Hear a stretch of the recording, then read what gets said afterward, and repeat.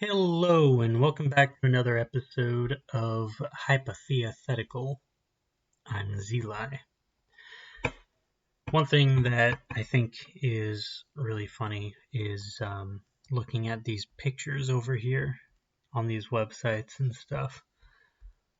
I don't know. I find it funny. Sometimes they're useful, but back when we were in the Tower of Babel and talking about that, I thought that it was really funny. I think one of them was like Tower of Babel, like they misspelled it or something. But anyway, today we will be going and continuing in Genesis 17. I hope that, oh man, when this is released, it'll be past Yom Kippur. So I hope that whatever sort of Yom Kippur plans and Rosh Hashanah plans, and hey, it might be released right on the beginning of Sukkot. In which case, I hope that your Sukkot plans are going well. So anyway, let us get started. Genesis 17. When Abram was 99 years old, the Lord appeared to Abram and said to him, I am God Almighty. Walk before me and be blameless, that I may make my covenant between me and you, and may multiply you greatly. Then Abram fell on his face, and God said to him, Behold, my covenant is with you, and you shall be the father of a multitude of nations. No longer shall your name be called Abram, but your name shall be Abraham, for I have made you the father of a multitude of nations. I will make you exceedingly fruitful, and I will make you into nations, and kings shall come from you. And I will establish my covenant between me and you, and your offspring after you, throughout the generations, for an everlasting covenant. To be God to you, and to your offspring after you. And I will give to you and to your offspring after you the land of your sojournings, all the land of Canaan, for an everlasting possession, and I will be their God. And God said to Abraham, As for you, you shall keep my covenant, you and your offspring after you throughout their generations. This is my covenant, which you shall keep between me and you and your offspring after you. Every male among you shall be circumcised. You shall be circumcised in the flesh of your foreskins, and it shall be a sign of the covenant between me and you. He who is 8 days old among you shall be circumcised. Every male throughout your generations, whether born in your house or bought with your money from any foreigner who is not of your offspring, both he who is born in your house and he who is bought with your money shall surely be circumcised. So shall my covenant be in your flesh an everlasting covenant. Any uncircumcised male who is not circumcised in the flesh of his foreskin shall be cut off from his people. He has broken my covenant. And God said to Abraham, As for Sarai, your wife, you shall not call her name Sarai, but Sarah shall be her name. I will bless her, and moreover, I will give you a son by her. I will bless her, and she shall become nations. Kings of peoples shall come from her. Then Abraham fell on his face and laughed, and said to himself, Shall a child be born to a man who is 100 years old? Shall Sarah, who is 90 years old, bear a child? And Abraham said to God, Oh, that Ishmael might live before you. God said, No, but Sarah your wife shall bear you a son, and you shall call his name Isaac. I will establish my covenant with him as an everlasting covenant for his offspring after him. As for Ishmael, I have heard you. Behold, I have blessed him and will make him fruitful and multiply him greatly. He shall father 12 princes, and I will make him into a great nation. But I will establish my covenant with Isaac, whom Sarah shall bear to you at this time next year. When he had finished talking with him, God went up from Abraham. Then Abraham took Ishmael his son, and all those born in his house, or bought with his money, every male among the men of Abraham's house, and he circumcised the flesh of their foreskins that very day, as God had said to him. Abraham was 99 years old when he was circumcised in the flesh of his foreskin, and Ishmael, his son, was 13 years old when he was circumcised in the flesh of his foreskin. That very day Abraham and his son Ishmael were circumcised, and all the men of his house. Those born in the house and those bought with money from a foreigner were circumcised with him. One thought that I always find really entertaining to think about is a lot of times these sorts of myths would have been sung by whoever, like by a bard. And so you have like the Iliad, the Odyssey, you have the Epic of Gilgamesh, you have the Numa Elish. All of these would have been sung to the people and everything. And so it's really interesting to think that maybe this would have been sung too. Certain parts, like you could come up with a variety of explanations as to why, like here it says, like it repeats itself over and over again. Let me see. As for you, you shall keep my covenant, you and your offspring after you throughout their generations. This is my covenant which you shall keep between me and you and your offspring after you. Every male among you shall be circumcised. You shall be circumcised in the flesh of your foreskins, and it shall be a sign of the covenant between me and you. He who is 8 days old among you shall be circumcised, every male throughout your generations, whether born in your house or bought with your money from any foreigner who is not of your offspring. And so, like, this is like the sort of repeating yourself was, and of course I don't want to get too far ahead of myself on this idea, but repeating yourself in different ways with a particular cadence might have been a good way to, like, artistically or poetically convey a song through the bard's music to the people. And, well, I wonder what the Hebrew sounds like. Let me see. What are we? Genesis? This is how you can tell this is very extemporaneous, because I do this sort of stuff. ויאמר אלוהים אל אברהם ואתה את בריתי תשמור אתה וזרעך אחריך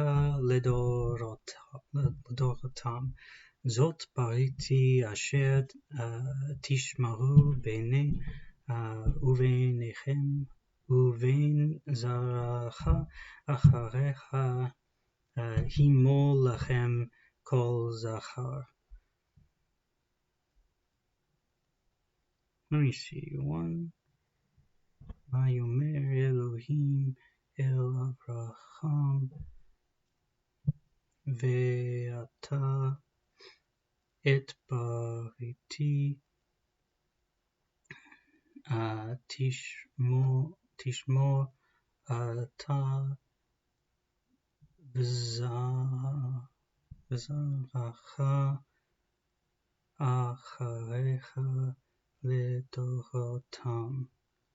So 23, and of course it probably wouldn't be structured in this way.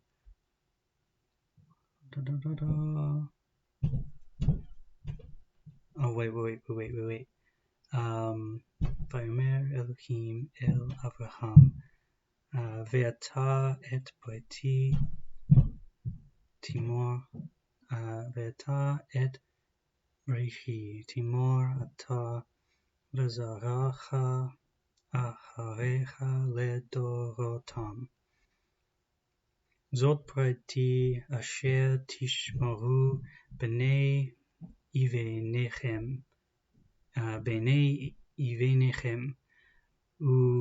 ובין זרעך אחריך ימול לכם כל זכר ונמלתם את באשר arlatchem v'chaya leot brit bene uvenechem. Yeah, you could definitely get like a cadence going down with this, sort of a rhythmic, like it seems like the cadence would have to fall on the final mem, the mem sophitim. I think that's a masculine word. Of course, you have a little bit of a gap here, but you'd have here, here, and here, and then you'd have there, and then this word is repeated twice, there and there, but then you have here, and here, and here. And then Yamim Lechem, and you have Odohotechem. I'm not the fastest reader here. Biv Shachem Olam. And of course, Hebrew does this. This is just how you end it, but it would make it fairly easy to make it more rhythmic in that way, which would be really, it would be a cool idea to see somebody put all of this to music and just like see if it works, which I'm sure it will. I'm sure it would, but I don't know, that would just be really cool. Okay, let's get to the meat of this. So this actually is, I guess there's probably a bit of a debate about, as to whether this is a continuation of the covenant in Genesis 15. That is the one where, it's the famous one where Paul references it in saying that Abraham believed God and it was counted to him as righteousness. And then, that part didn't really have any specific instructions. God said, count the stars, and so he did, but then that's like all you had to do. That was a one and done thing. This time, if it's part of the same covenant, like one of the evidences that, let's say it's not part of the same covenant is in verse 2 where it says that I may make my covenant between me and you and may multiply you greatly. So it could be that here he's beginning a new covenant sequence. And so like you have the original one where it's just the covenant of the parts, and he cuts the covenant and then God walks through it. This time there is no real ceremony. It's just, this is the command I'm giving you that comes with this covenant. And of course, there's this whole idea that God is the only person to walk through the parts in Genesis 15. And at this point, there's no parts being added. Oh, so in Genesis 15, it was unilateral, but here it's bilateral. God makes the covenant with him, and he's going to add him to his people, and he's going to increase him and multiply him. He's going to give him a new name, his wife a new name. He will be the people of promise.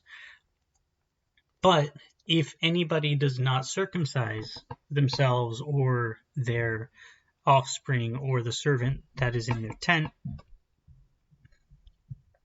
then they are going to be cut off. And so there's this bilateral nature to this covenant. It's there's a word I'm looking for, but I can't think of it. And so it's slightly different. The nature of this covenant is slightly different. I personally think this is a continuation of the covenant because, although he's already made his covenant with Abraham, I just think this is a reiteration of the point. That I may make my covenant between me and you and may multiply you greatly. The reason is because when he says in Genesis 15, I will make you a great nation, your people will be servants in a land that hates them and all that sort of stuff, that promise is already there. So then Abraham, he does the thing that you're not supposed to do, like he goes the route of, the world. And he seeks to establish that multiplication there, but through Hagar. But God says, no, that's not what's going to happen. I'm going to multiply you greatly. He's like, what do you mean? You've already given me a son. But he says, no, I'm going to multiply you greatly. So what this is a reiteration of the covenant before. Abraham didn't break the covenant because he couldn't have broken the covenant. But now God is giving him a specific sign saying that the covenant I made with you, this is going to be the sign of the covenant. And the reason Ishmael will not be the child of promise is because he was not born and given this sign from the time of 8 days old. It's not really the reason, but that is like the physical reminder for Abraham. And he changes his name, so he gives him a special status, and he changes Sarah's name as well. He doesn't change Hagar's name. So Abraham and Sarah are given special status, meaning they now have the promise of God on them. And so this covenant is reiterated. He says, behold, my covenant is with you, and you shall be the father of a multitude of nations. So why is there no ceremony? It's because he is reiterating the covenant. There's no sacrifice that is cut for the beginning of this covenant. I mean, you could say maybe the foreskin is a sacrifice, but I don't think that's indicative of a covenant. It's just Abraham's part of the covenant. And so the covenant that was at one time, quote unquote, unilateral, we're getting more information about that specific covenant, that no, it's not in fact unilateral. It is bilateral. Now, the symbolism of the walking through the parts, that is unilateral. But in terms of Abraham's responsibility, obedience to his commands and all of that sort of stuff, and the maintenance of his end of the covenant, that is bilateral. Both God maintains his end and Abraham maintains his end, and therefore everyone who's descended from Abraham. And so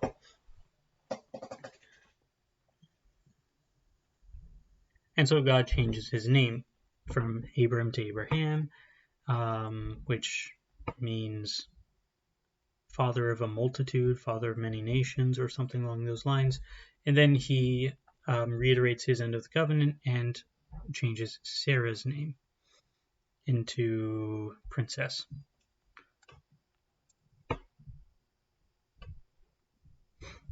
So,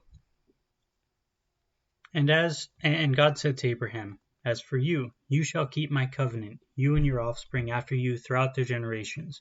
This is my covenant which you shall keep, between me and you and your offspring after you. Every male among you shall be circumcised. Now, of course, there is the immediate distinction. Well, I guess it's not really immediate.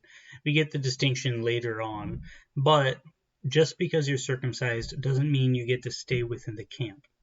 And we see that in the next couple of chapters. I think it's next chapter, where Ishmael is circumcised, but he doesn't get to stay in the camp. And God even participates in the thrusting of Ishmael out. And the reason is because Ishmael is not circumcised in the heart, while Isaac is. Ishmael is not the child of promise. Now, to not be the child of promise is not enough to be thrust out, because we also know that Esau was not thrust out of the camp. In fact, in Esau's life, he never really left the camp. For all intents and purposes, he ruled in his father's stead when his father died. Jacob came in, but he didn't gain the inheritance in his lifetime in the same way that Esau did. Of course, the inheritance is Jacob's by right after Esau after he abrogates his own right to it. But in his lifetime, Jacob never saw that, and that's one of the big things. he sort of started afresh. He started anew. And Esau took a lot of Abraham's wealth and brought it to Petra, or the hills of Edom.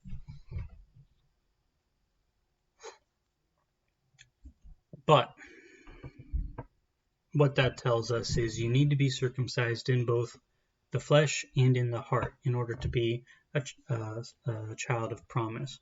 Now you could say what's most important, and we learn later, especially with Paul, that to be circumcised in the heart is better than being circumcised in the flesh. But that doesn't mean that being circumcised in the flesh is unimportant. It is. It's a commandment of God, and it's one of the things that we should do. It's something that Abraham did. And one of the big things is, in the New Testament, a lot of times we assume that the New Testament covenant, or the New Covenant, is akin to the Abrahamic covenant. Like Hebrews talks about this a lot, saying that the law coming after the promise, that is Abraham's covenant, cannot nullify what came before it, that is Abraham's covenant. And so the law cannot nullify Abraham's covenant. And so the new covenant is oftentimes seen as the continuation of Abraham's covenant. There's sort of like, not really a leapfrog, but like it's oftentimes seen that there is sort of a leapfrog. You had Abraham and then Moses, and then Jesus comes along and sort of is the second Abraham and the second Moses, where he combines the two covenants, meaning it's sort of unilateral, although we have our responsibilities, and we're freed from the curses given to us by our legal status as adulterers in the Old Covenant. He removes that and then reestablishes the innocence of the covenant, and that is the New Covenant. But if we are to say that, we are also to say that the responsibilities given to Abraham, if we're children of Abraham, they're on us, no matter who we are. And the responsibilities given to Abraham and to all of the children of promise is circumcision. And so it's one of the big things. It's a sign of Abraham's covenant. So if we're children of Abraham, we should keep that sign. And it's a big thing. And then there are all sorts of prophecies that come later that talk about the unclean shall not enter into Jerusalem, the New Jerusalem. The uncircumcised in heart and flesh shall not enter into the new temple, all that sort of stuff. So it's important. So this covenant, the circumcision is a sign. He who is 8 days old among you shall be circumcised. Every male. Now, this includes slaves as well, and it includes slaves of a foreigner. And the reason is because a slave really just becomes part of your household.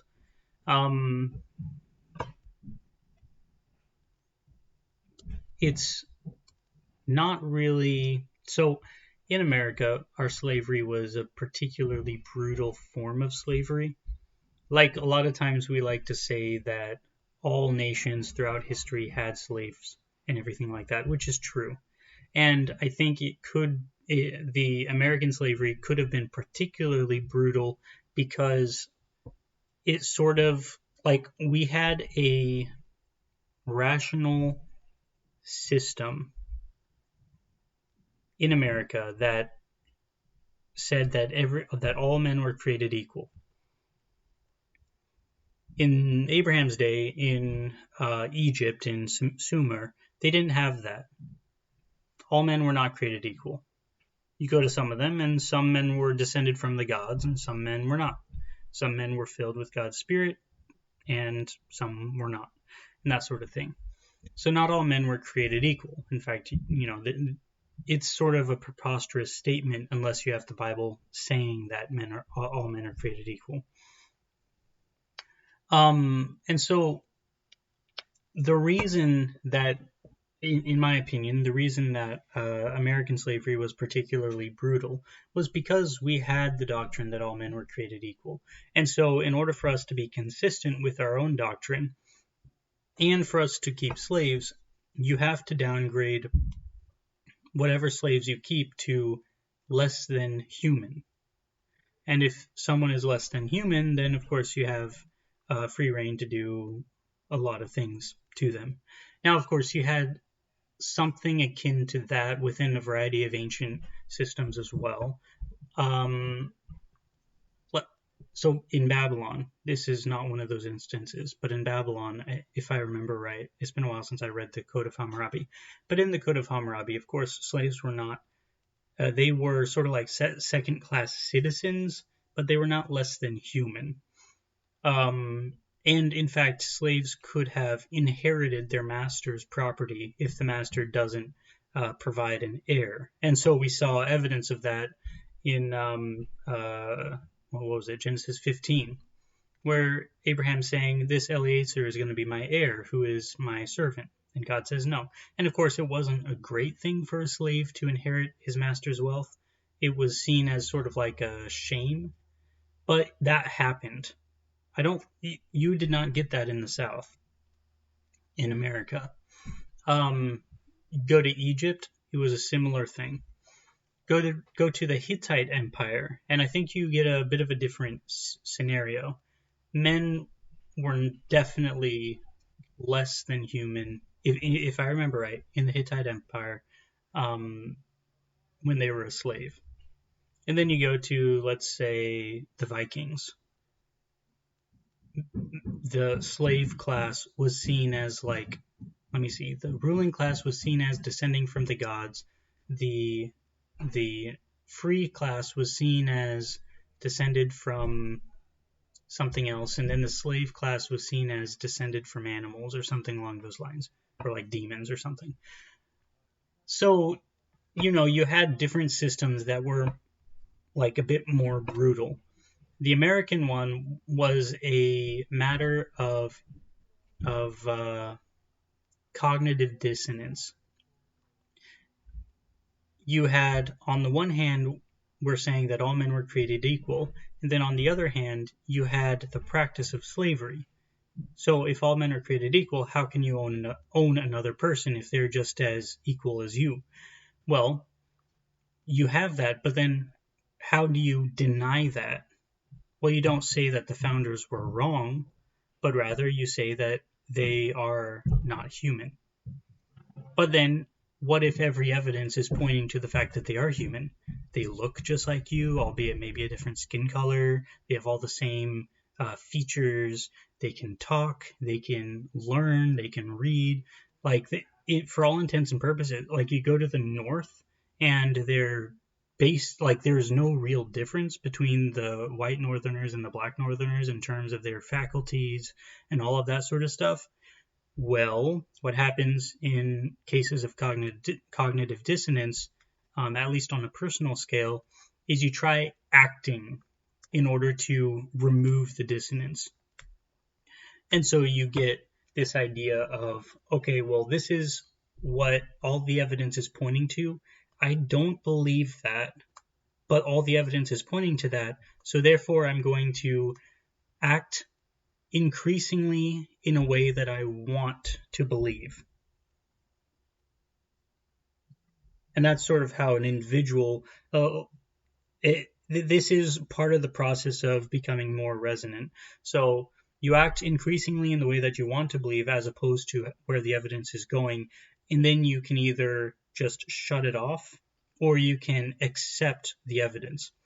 You can reject the evidence or accept it. When you reject the evidence, then you sort of just, that's when you start acting even more like you want to behave, or you can change everything and eventually just relent and become resonant and be at peace.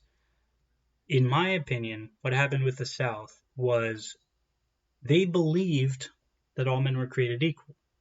All the evidence was pointing to the idea that black people are men, they're humans, but they don't want to let go of their slaves. And so that's where the dissonance comes in. So therefore, they have to say that black men are not human. And so therefore, that creates but all evidence is pointing to the fact that they are. So they have to act more and more like black people are not human. And then you get to the particular types of brutality that you get to in the American South, the antebellum South. That's my theory, but it's just one of those things that I think is important to understand. In Genesis 17, God is saying that these slaves are part of your household. They will inherit everything if you don't leave an heir. So get them circumcised, because on the off chance that I don't give you an heir and I want to exalt one of these servants of yours, they better be part of the people. They better be part of my people. And this actually creates a lot of other issues regarding some Torah laws that we'll get into. But for instance, in Exodus 12, I believe, it says in 46 or 48, Exodus 12, 46 or 48, that no foreigner shall eat the Passover lamb. They cannot celebrate Passover in the way that everyone else does if they are uncircumcised. But if they get circumcised, then they can eat of the Passover. And so you ask, well, does this include slaves? Well, it would include slaves, but they've been circumcised because of Abraham's covenant. So therefore, they are circumcised, therefore they're part of the family, therefore they're able to eat of the Passover lamb. So when God says this, he's looking to a future time where you will have an influx of foreigners who you're going to treat with care and attention, but they're not going to be Israelites. They're going to be non-citizens. They can become a citizen by being circumcised, but because they're non-citizens, they don't get the same privileges that of being part of the nation that the Israelites do. But if they get circumcised, then they do. So we also get, I think, a verse in Numbers that talks about a similar issue. But it's one of those things where the foreigner that's part of your household that you have power over will get circumcised and will become part of your family. And that's just a really important thing. What that also means, actually, is really funny, because a Hebrew is by definition somebody who was once not an Israelite and then became one. And so if you have a foreign slave and then you are commanded to circumcise them, that means that now they become legally a Hebrew. And that gets into a different ball game when it comes to like the rules regarding having a Hebrew slave or having a foreign slave and all that sort of stuff. It turns out that you actually cannot have a foreign slave if you're within the land of Israel, because you have to circumcise them. And then if they're circumcised and they take on the identity of being an Israelite, which they can just decide to do now, and confess the Lord as their Lord, and confess that they will take on the responsibility of keeping the Torah, they are no longer a foreigner. They are a Hebrew. So therefore, at the year of release, they get released. They cannot be a perpetual slave. So then the question is, what about the law where it says a foreign slave that you own is your property and you may pass them along to your children? Well, the situation that arises then is that this foreign slave has to be has to exist within a foreign land, and you can't have absolute power over them. If you did have absolute power over them, then the command is that you circumcise them and they become Hebrew and all that sort of stuff. And so actually the amount of control that you have over a foreign slave is less than the amount of control you have over your household slave. But when someone becomes a household slave, then they get circumcised, and now you lose almost all control over them, because now they have every right that a native-born Israelite has.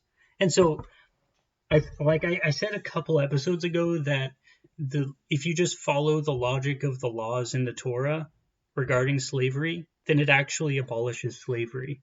And this is part of it. You follow the laws of the logic of the Torah, the logic of the laws of the Torah, and it just removes the practicality of owning a slave. Like, yeah, you can technically still own one if you, like, perpetually, if you leave them in a foreign land, maybe you have business in a foreign land. A modern equivalent would be something like owning a factory. Like, if Nike actually owned the factories that they keep in China, if Nike owned a factory in China and then hired a manager, and the manager bought a bunch of Chinese slaves or something, then they're Chinese. They're in a foreign land. You don't have much control over them. The manager, you have more control over the manager, and you can fire and hire them, but you don't have actually much control over the workers in the factory. And it would have been similar here. And so if you wanted to bring your, if you wanted to bring the dealings or the industry into Israel, your own land, then they now become part of your household. And now you have to circumcise them all. And now they all get to be let go. And the thing about, then you get into issues with, like, okay, what about the women? So there's female slaves and male slaves. Female slaves can't get circumcised. I'm actually not entirely sure what that question would lead to, but the way that women, like foreign women, are treated in the Torah tends to be more along the lines of they are either married, like you marry them, which removes the status of slave from them, or they are a handmaid, which I don't know what happens then. Like, they're just a handmaid. They're like Hagar. But then Hagar now is no longer a slave, so she's just a wife. And Abraham, in order for him to get rid of her, has to divorce her, to send her away, which is an idiom for divorce. So she's no longer a slave, which is why there was this big issue with Sarah and Hagar. Or she has to be, let's see, the Deuteronomy 21 talks about if you take a captive while you're at war and bring them in, a woman, you have to shave their head, let them cry for a long time, and cut their nails, and then, if you don't find her attractive anymore. But that's in the instance of if you're intending to marry them. And then if you reject her at that point, then you send her off, she gets to go free, and that sort of thing. That's actually a bit of a question that I think I'll have to think more about. What happens to women in these sorts of situations? At least for men, though, the laws sort of make it impracticable to be able to have a slave in your land and have, like, the amount of power that, let's say, Southerners in antebellum South actually had. Okay, so now God makes a covenant, or sort of adds Sarah explicitly into the covenant. I will bless her, and moreover, I will give you a son by her. So now he's going to multiply her seed as well. She doesn't have seed, but she does have offspring. She shall become nations. Kings of people shall come from her. Then Abraham fell on his face and laughed and said to himself, shall a child be born to a man who is 100 years old? Shall Sarah, who is 90 years old, bear a child? And Abraham said to God, oh, that Ishmael might live before you. God said, no, but Sarah your wife shall bear you a son, and you shall call his name Isaac. I will establish my covenant with him as an everlasting covenant for his offspring after him. As for Ishmael, I have heard you. Behold, I have blessed him and will make him fruitful and multiply him greatly. He shall father 12 princes, and I will make him into a great nation, but I will establish my covenant with Isaac. So Abraham here is still saying, okay, isn't that really going to happen, God? God said he's going to happen. So God says, okay, well, I get where you're coming from. I know you love Ishmael, but he's not the child of promise. I'm going to bless him as well, but it's Isaac that I'm going to make the child of promise. So then Abraham took his son and all those born in his house or bought with his money, every male among the men of Abraham's house, and he circumcised the flesh of their foreskins that very day, as God had said to him. Abraham was 99 years old when he was circumcised in the flesh of his foreskin, and Ishmael his son was 13 years old when he was circumcised in the flesh of his foreskin. That very day Abraham and his son Ishmael were circumcised, and all the men of his house, those born in the house and those bought with money from a foreigner, were circumcised with him. So, now all of the foreigners become part of the covenant, which is quite a thing to happen in those days. Genesis 18. And the Lord appeared to him by the terebinths of Mamre, as he sat at the door of his tent in the heat of the day. He lifted up his eyes and looked, and behold, 3 men were standing in front of him. When he saw them, he ran from the tent door to meet them, and bowed himself to the earth, and said, O Lord, if I have found favor in your sight, do not pass by your servant. Let a little water be brought, and wash your feet, and rest yourselves under the tree, while I bring a morsel of bread, that you may refresh yourselves, and after that you may pass on, since you have come to your servant. So they said, Do as you have said. And Abraham went quickly into the tent of Sarah, and said, Quick, 3 seahs of fine flour, knead it, and make cakes. And Abraham ran to the herd, and took a calf, tender and good, and gave it to a young man, who prepared it quickly. Then he took curds and milk, and the calf that he had prepared, and set it before them, and he stood by them under the tree while they ate. They said to him, Where is Sarah your wife? And he said, She is in the tent. The Lord said, I will surely return to you about this time next year, and Sarah your wife shall have a son. And Sarah was listening at the tent door behind him. Now Abraham and Sarah were old, advanced in years. The way of women had ceased to be with Sarah. So Sarah laughed to herself, saying, After I am worn out, and my Lord is old, shall I have pleasure? The Lord said to Abraham, Why did Sarah laugh and say, Shall I indeed bear a child, now that I am old?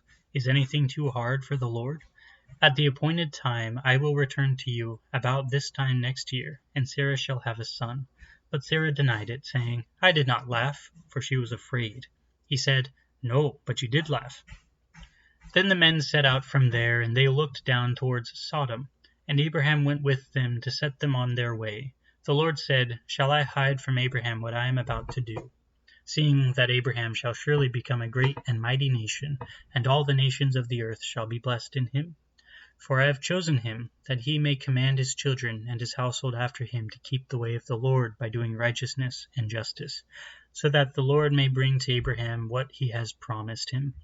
Then the Lord said, Because the outcry against Sodom and Gomorrah is great, and their sin is very grave, I will go down to see whether they have done altogether according to the outcry that has come to me, and if not, I will know.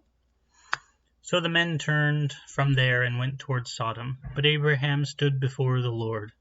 Then Abraham drew near and said, Will you indeed sweep away the righteous with the wicked? Suppose there are 50 righteous within the city. Will you then sweep away the place, and not spare it for the 50 righteous who are in it? Far be it from you to do such a thing, to put the righteous to death with the wicked, so that the righteous fare as the wicked. Far be that from you. Shall not the judge of all the earth do what is just? And the Lord said, If I find at Sodom 50 righteous in the city, I will spare the whole place for their sake. Abraham answered and said, Behold, I have undertaken to speak to the Lord, I who am but dust and ashes. Suppose 5 of the 50 righteous are lacking. Will you destroy the whole city for lack of 5? And he said, I will not destroy it if I find 45 there. Again he spoke to him and said, Suppose 40 are found there. He answered, For the sake of 40 I will not do it. Then he said, Oh, let not the Lord be angry, and I will speak. Suppose 30 are found there. He answered, I will not do it if I find 30 there. He said, Behold, I have undertaken to speak to the Lord. Suppose 20 are found there. He answered, For the sake of 20 I will not destroy it. Then he said, Oh, let not the Lord be angry, and I will speak again but this once. Suppose 10 are found there. And he answered, For the sake of 10 I will not destroy it. And the Lord went his way when he had finished speaking to Abraham, and Abraham returned to his place. One thing that I actually forgot to mention when I was reading the first couple of myths, the first creation myth and the flood myth. Actually, I might have mentioned the first creation myth, but the first creation myth actually is very similar to the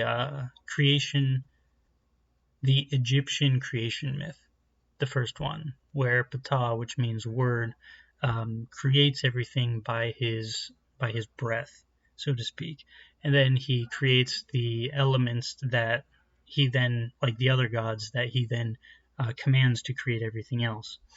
And so there's sort of like a very similar story that happens between the Egyptian creation myth and the biblical creation myth, the Hebrew creation myth. But it's also similar there's a similarity between the Egyptian flood myth and the Hebrew flood myth. And it's this. If you read in the flood myth in the Babylonian flood myth, then the reason that all the gods wipe out the earth is because the men are noisy and they can't sleep. If you read the Egyptian flood myth, it's because they're wicked. And so it's actually a lot more similar to the Hebrew flood myth than the Babylonian one is. And so you get sort of like this idea. The whole thing with these myths is although God doesn't, like, his word is not based on what they say, on the other myths of the other nations, he speaks the language that they speak. And in their language, they're familiar with these myths, and so he utilizes them. And so when you're talking about the Egyptian flood myth versus the Babylonian flood myth, he's saying the Egyptians got this one right. It's because of wickedness that I judge. And that's, well, and of course, the Egyptians have a lot of their own issues. He actually confronts all of the gods in Exodus. Not all of them, they have thousands, but at least some of the big ones in Exodus. But at the very least, the fact that men are judged for their wickedness as opposed to their riotousness it's a difference in culture, and God enjoyed that part of the culture of the Egyptians, which is why he actually uses that language as opposed to the Babylonian language. But on the other hand, he uses a lot of the Babylonian language in the creation myths. And so there's just something that is for us to think about and digest while we think about these creation myths. So, and the Lord appeared to him by the terebinths of Mamre. So again, we get this sacred space. This is one of the places where Abraham built an altar and called on the name of the Lord before he went into Egypt and afterwards. And so this is like where his little mobile temple is at this time. And Abraham acts as sort of a Melchizedek priest. So he sat at the door of his tent in the heat of the day, and 3 men were standing in front of him. Now, this one is actually pretty interesting. I don't think that you can really get out of the idea that the Lord is one of the 3 men. Like, I understand the Jewish complaints on the Christian interpretation, and I agree with them. It's not like there are two tetragrammatons appearing here in Genesis 18 and 19. There's just one. But the idea that the Lord cannot appear as a man, I just don't think you can read this in a straightforward way without coming to that conclusion, or coming to the conclusion that he does appear as a man, and that he is one of these three men that appear to him.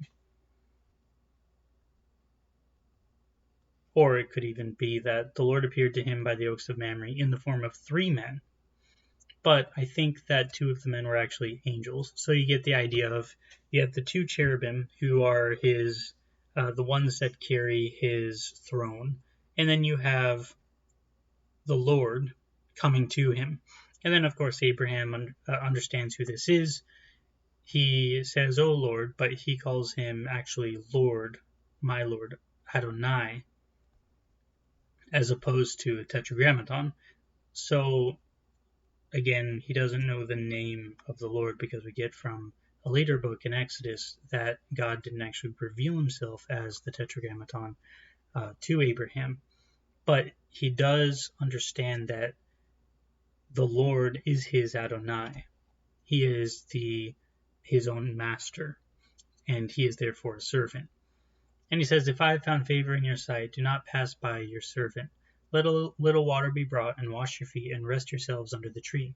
And how do we know? Like, how does he know that this is God? Well, he was just calling on the name of the Lord in his temple, his low mobile temple, underneath the terebinth of Mamre. So this is something that maybe he wasn't expecting, but if someone appears to you after you fulfill your part of the obligation of the covenant, 3 days after you circumcise yourself and everyone else, and then you are calling on the name of the Lord in your tent under the oak of Mamre,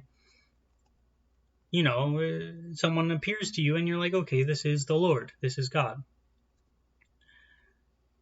He says, "If I have found favor in your sight, do not pass by your servant. Let a little water be brought, and wash your feet, and rest yourselves under the tree, while I bring a morsel of bread, that you may refresh yourselves. And after that you may pass on, since you have come to your servant."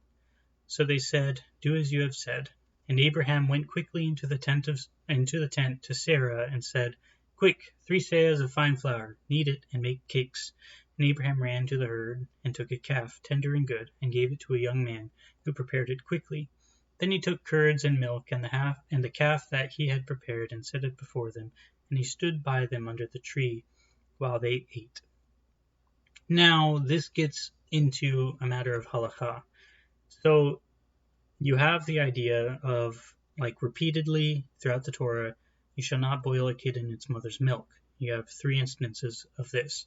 And the Jews understand this halakhically to mean that you shall not eat dairy along with meat, with at least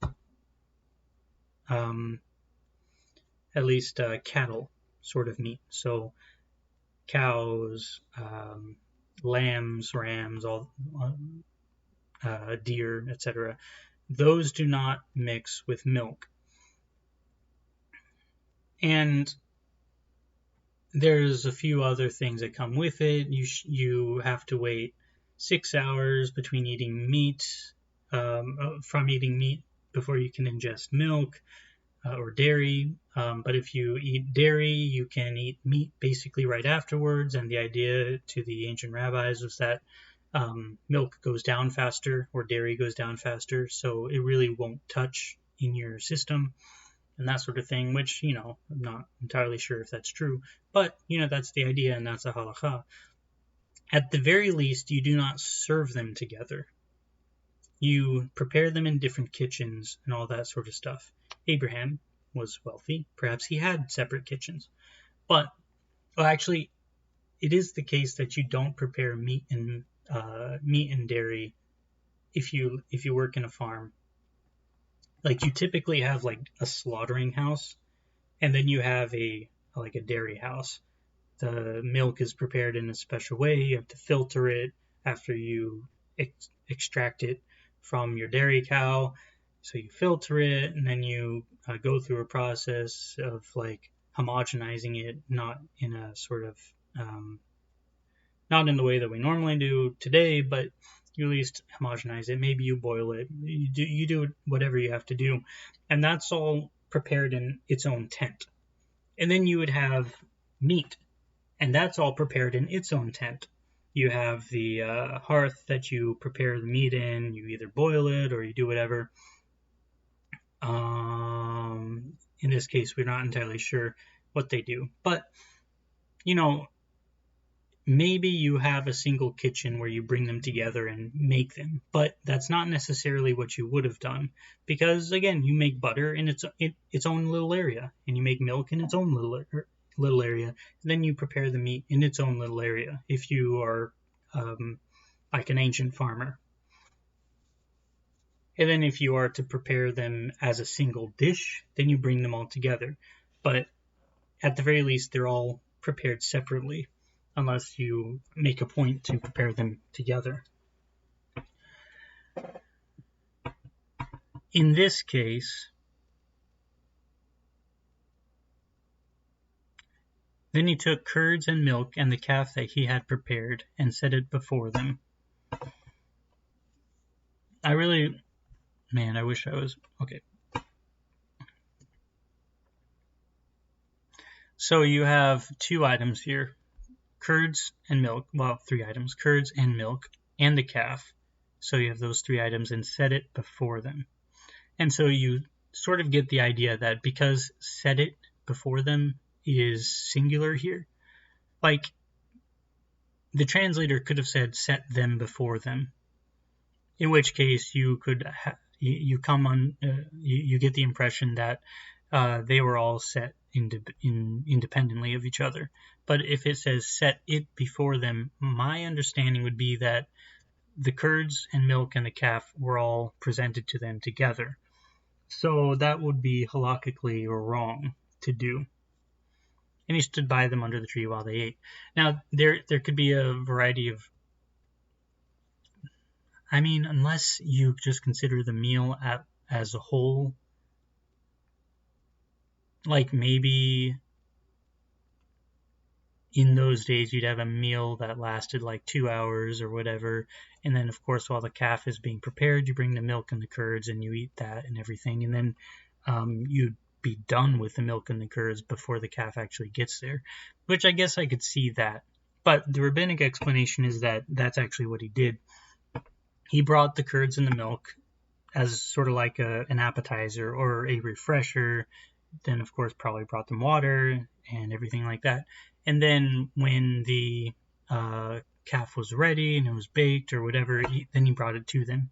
So that's the rabbinic explanation. I think even without that explanation, you can just say that he served them all together. But then, really, like, why would you wait to serve the milk with the cow?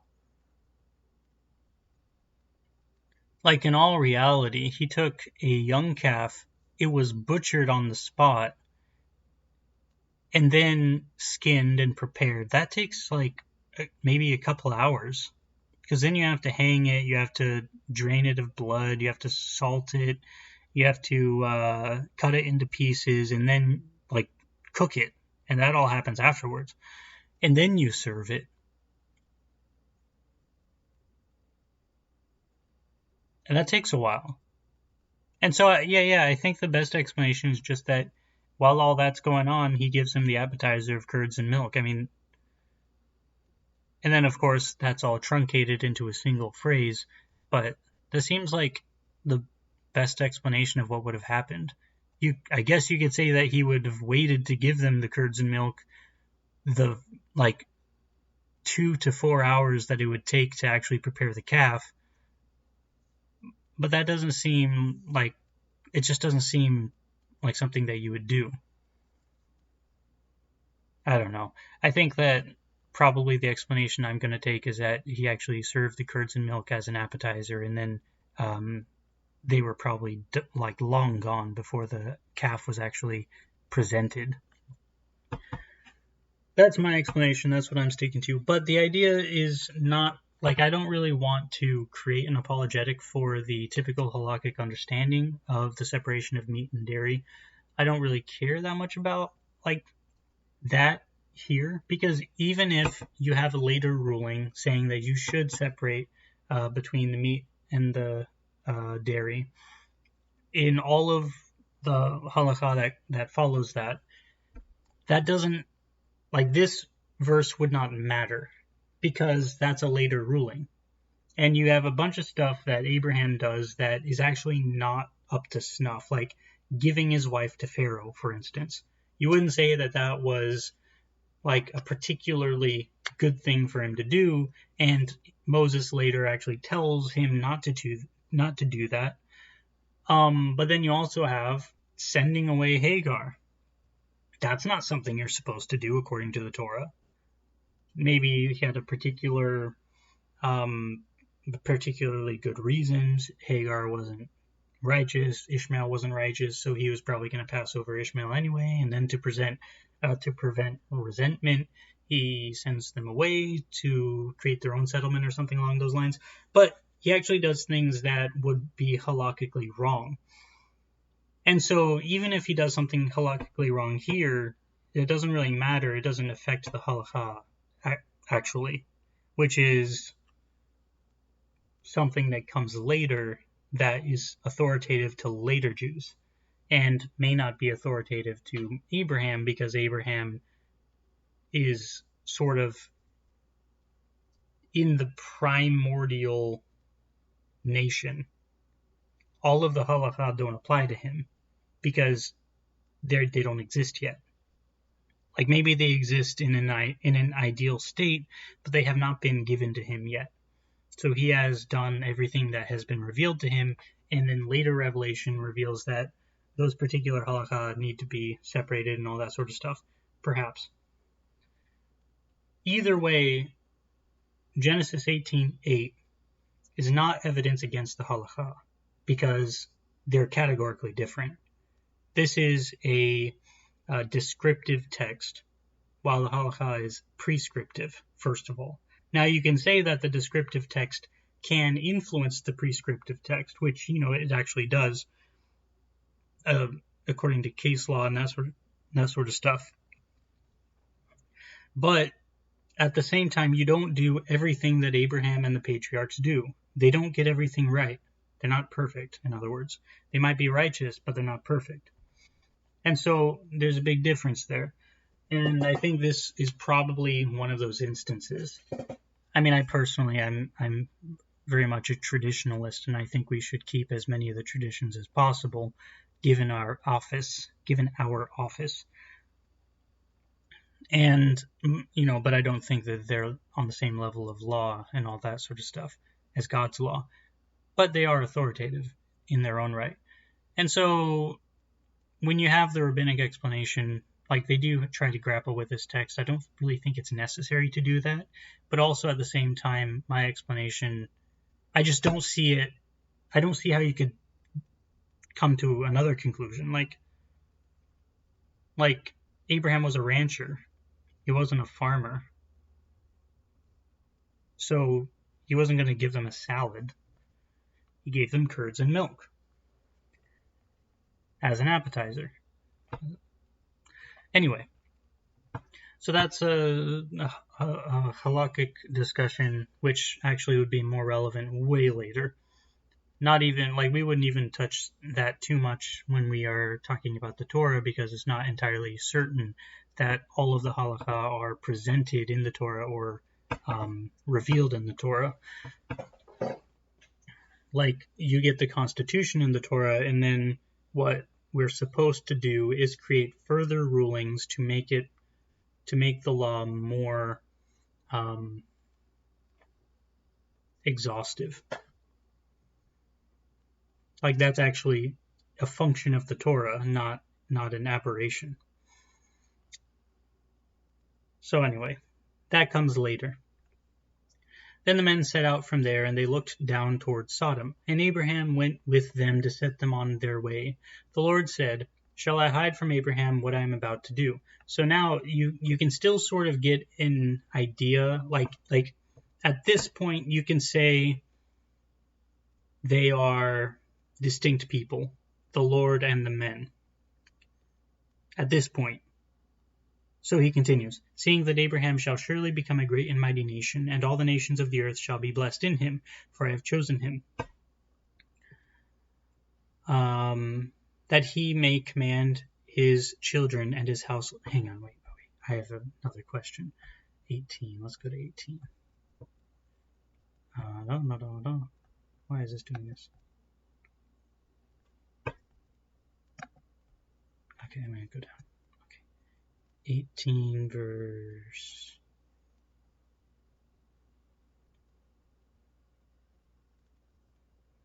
Where am I? Past this? This is way different. Oh no, I'm just misreading it. Okay. The agents. Vayachmu Misham Anashim. Okay, yeah, so the Masoretes make this plural. So in Hebrew, there's one suffix that means dual. So you pronounce it ayim. So when you say hush, like shamayim, which is heavens, it's not like 3 heavens. It's actually that ending means 2 heavens. So mayim would be something similar. And so like if this said anashim, then it would actually mean 2 men or 2 agents or whatever. But it says anashim, and the difference in the actual letters is nothing. It's just in the difference of the vowel markings. So if this hirik was actually a patach, then or a kametz, then that actually would be the difference there. But the Masoretes decided that this is more than 2. But of course, the context actually changes later, and we'll see that possibly today. The Lord said, "Shall I hide from Abraham what I am about to do, seeing that Abraham shall surely become a great and mighty nation, and all the nations of the earth shall be blessed in him, for I have chosen him." Now, what this tells us is that the Lord actually is beginning to work through Abraham. And this is something that I think may not be a refutation of like the hard, what's it called? The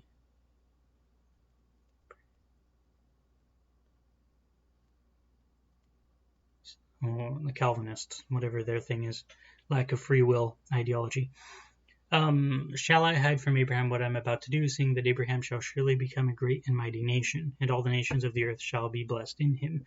For I have chosen him that he may command his children and his household after him to keep the way of the Lord by doing righteousness and justice, so that the Lord may bring to Abraham what he has promised. God is saying that Abraham is an agent of the Lord, in a similar way that these angels would have been, or these, quote, men.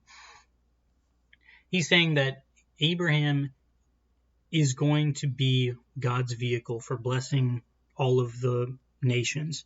So I'm going to give him a bit of practice here.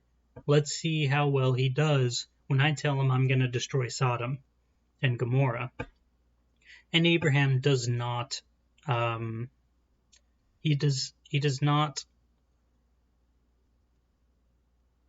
I'm losing my words.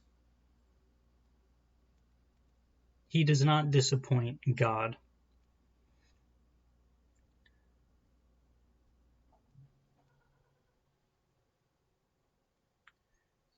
And this also tells us a bit about what the job of Abraham is. It's actually really cool. God says, "I have chosen him that he may command his children and his household after him to keep the way of the Lord by doing righteousness and justice, so that the Lord may bring to Abraham what he has promised him." So righteousness and justice, these are judicial terms. God is going to make the children of Abraham the judges of the earth.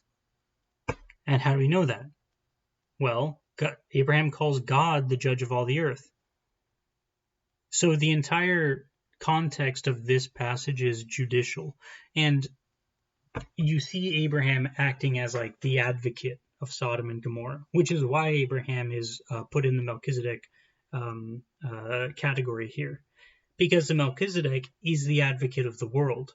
And how do we know that? Because Jesus is the advocate of the world. You get a type of Jesus in Abraham right here, and that's why like Melchizedek in Genesis was a type of Jesus. And when you get instances like this where Abraham is acting like the Melchizedek, then you have another instance of this type of Jesus. Now, of course, at this point, if you follow the traditional understanding of Melchizedek priest being Shem, then he wouldn't be dead yet. And so you have the actual Melchizedek priest, and then you'd have Abraham, who actually is a stand-in for the Levitical priest. But at this point, there wasn't really much of a differentiation. So you get the combined power of Melchizedek and the Levitical priesthood working right now, in that they are becoming an advocate for Sodom and Gomorrah, a wicked nation. And another interesting thing is Abraham doesn't say, have mercy on them, which is actually really important. What he says is, give them, do not destroy them, forego your judgment on the merit of whatever righteousness is in there, is in that city.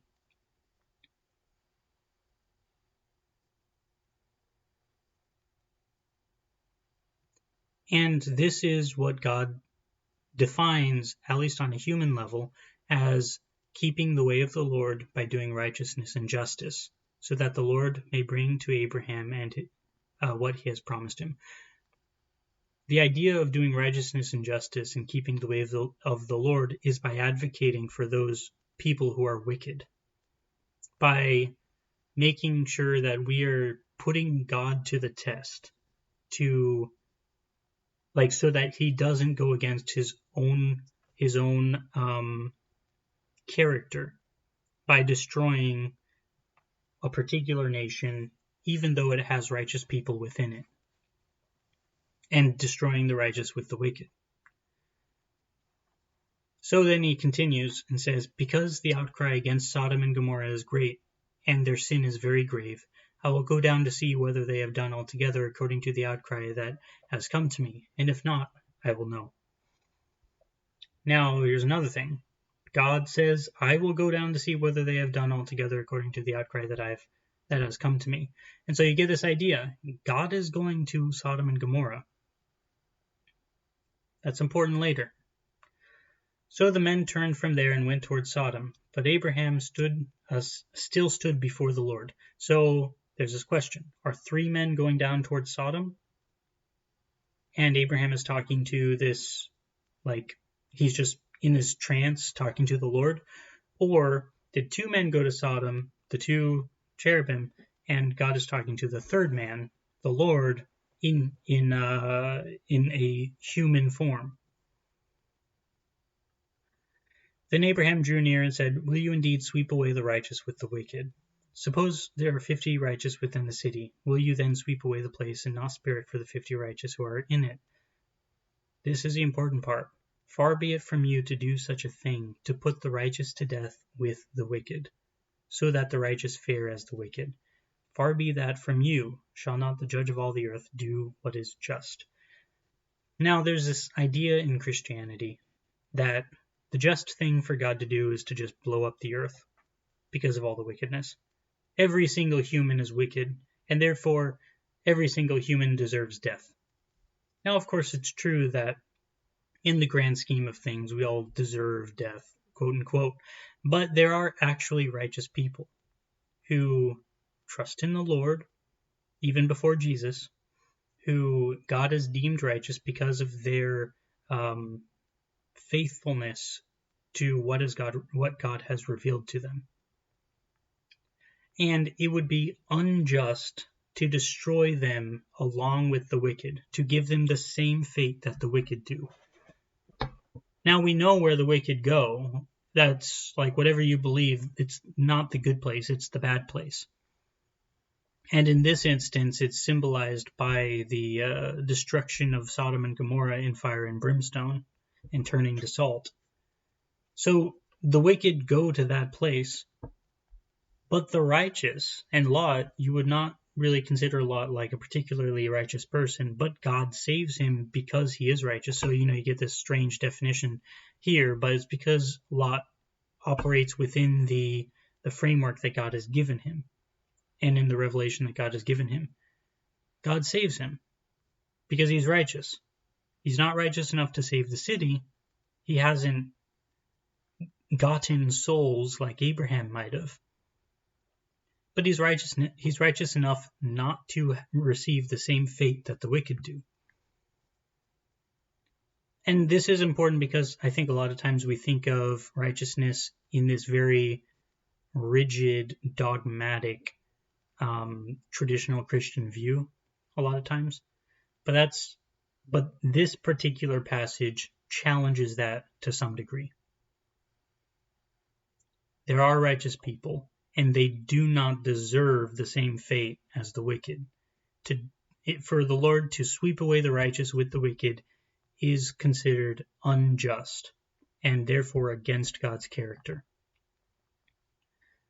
Now, here's the kicker.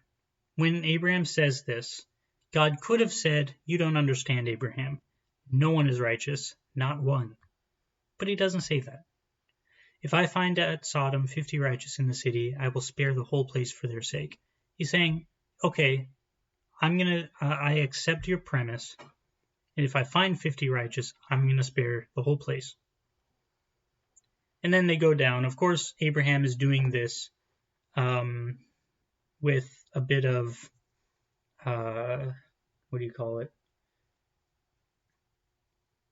timidity. Because, he's talking to God. God could smite him if he wanted. The king of all the earth, the judge of all the earth. So he's being an advocate for Sodom, but of course he knows that he's being an advocate for a wicked place. And so he's like, he doesn't want to get on God's wrong foot. And so he's being timid about this. But ultimately he does negotiate God down to 10 people. And the important thing, again, that we take away from this is that God's justice does not require that he destroys people who are not perfect. Imperfection does not equal wickedness, at least in this passage. And we can hold to our dogmas and our rigid theologies. I mean, we can still do that because, yeah, all our righteousness is as filthy rags and all that sort of stuff.